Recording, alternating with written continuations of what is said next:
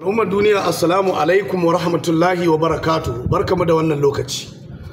Muna samun kiraye-kiraye daga al'umma suna neman ƙarin bayani game da sabuwar makarantar sakandare da aka buɗe a nan hayin gada Dutsin-Ma Katsina State, Nigeria ta Masussuka School wadda take ɗauke da ilimi na zamani da na addini.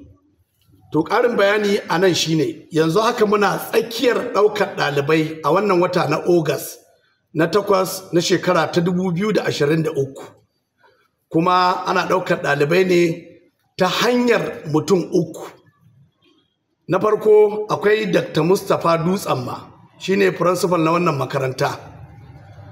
Ana ganan basu a wannan bidiyo.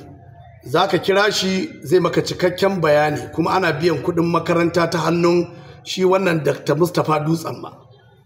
Sannan ana biyan kuɗin makaranta ne a shekara sau ɗaya, kuma sai Allah ya kai mu wata shekara sai ka sake biya.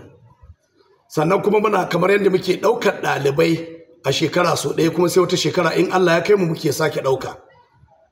Sannan ɓangaren masauki za ka tuntuɓi Malam Abdullahi ga nan basu a wannan bidiyo, shine zai ma cikakken bayanin tsari da ake bi a ba ɗalibi masauki.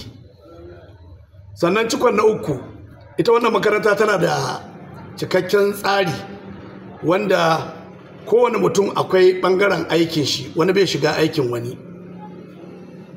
Ɓangaren uniform da littattafai na makarantar nan ta wakilta Malam Bishir mai kwamfuta. Ga kuma nambarsa a wannan bidiyo, za ka tuntube shi zai maka cikakken bayanin irin abubuwan da makaranta take bukata. Game da kuma abincin ɗalibi, kai uba na ɗalibi kai za ka kawo masa abincinsa da kuma kayayyakin ɗawainiyarsa na yau da kullum, ko kuma ka aiko masa ya amsa hannu da hannu. Wannan shine a takaice bayani game da yadda ake bi a ɗauki ɗalibai a wannan makaranta.